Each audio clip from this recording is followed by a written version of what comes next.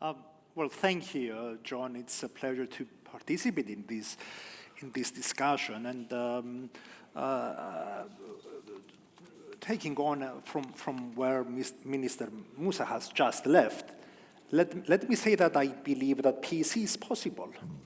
And peace in the region is possible because you, Egypt and Israel, have shown us that it is possible almost half a century ago.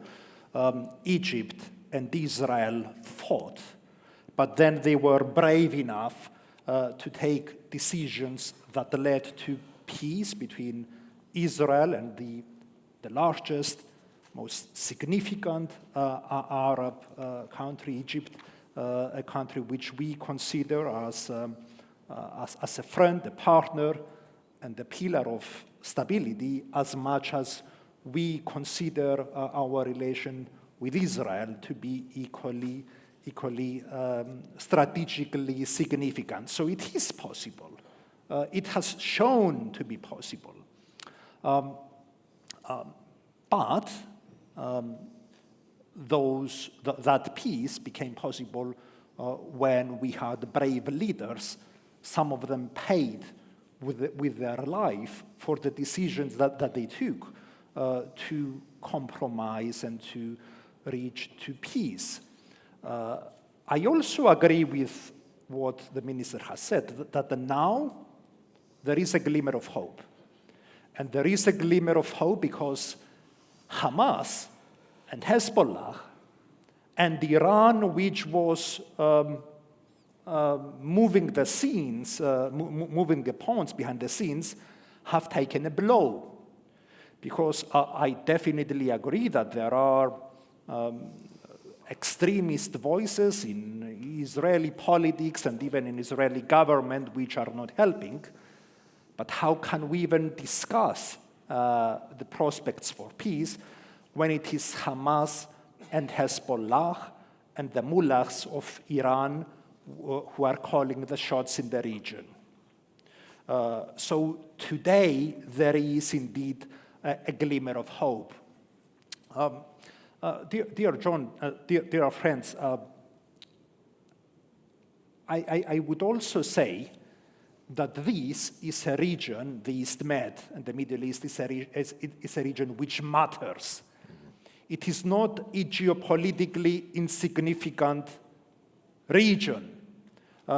It is a region of where we have major centers of population, of maritime and energy routes, but mainly it is a region where we can see wars and conflicts and terror, or we can see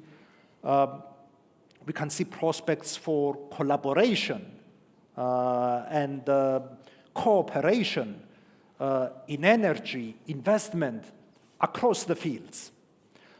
Whether this region takes the positive, optimistic route or remains engulfed in wars and terror depends on how we act.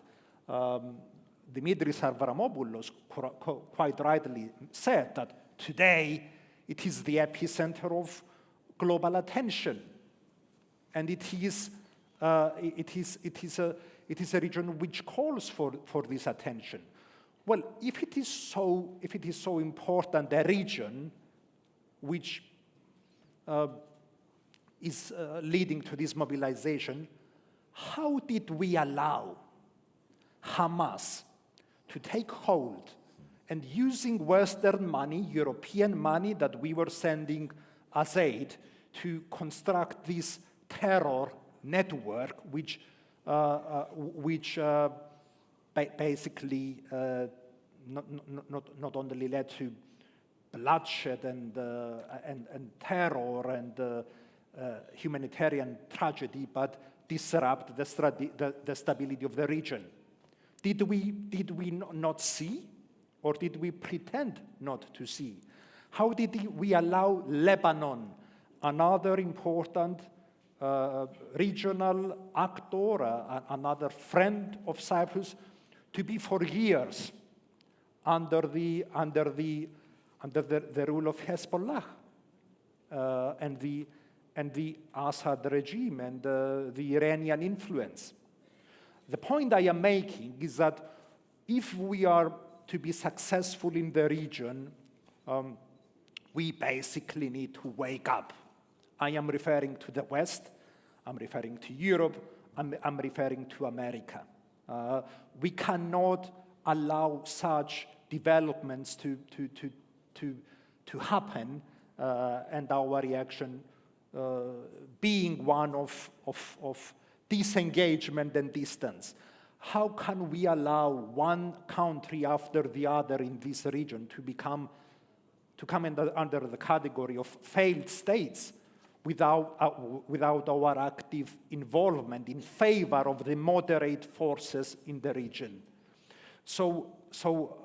Yes, this is a crucial region, and we must do whatever we can to ensure that it takes the positive path, which I do believe, and history has shown that it is possible. In this region and in this prospect, definitely Cyprus and Greece have a role to play. So in Cyprus, our foreign policy for too long was monothematic. We used to simply ask for the understanding and the help and sympathy. Something with my mic? No, it's on. You're okay.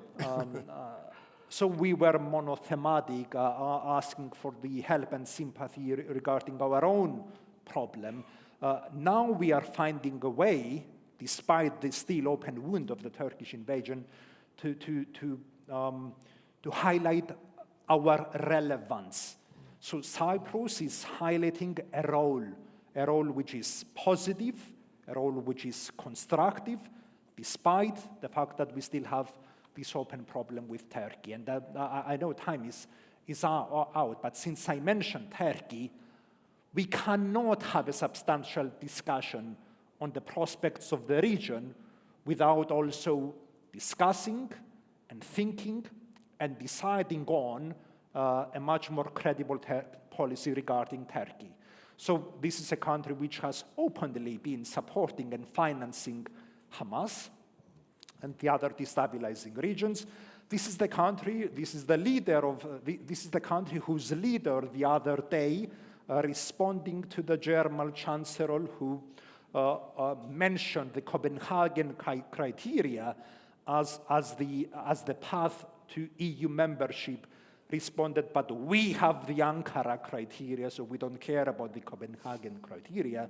This is a crucial country for the stability of the region, very significant country, but at the moment we are seeing a country which is behaving in a very destabilizing way, and regrettably both Greece and Cyprus are on the receiving end of policies which show that this is not yet a partner we can count on in this effort we must undertake to transform the Eastern Mediterranean region into a region of peace and prosperity and prospect, and not a region of conflicts and war.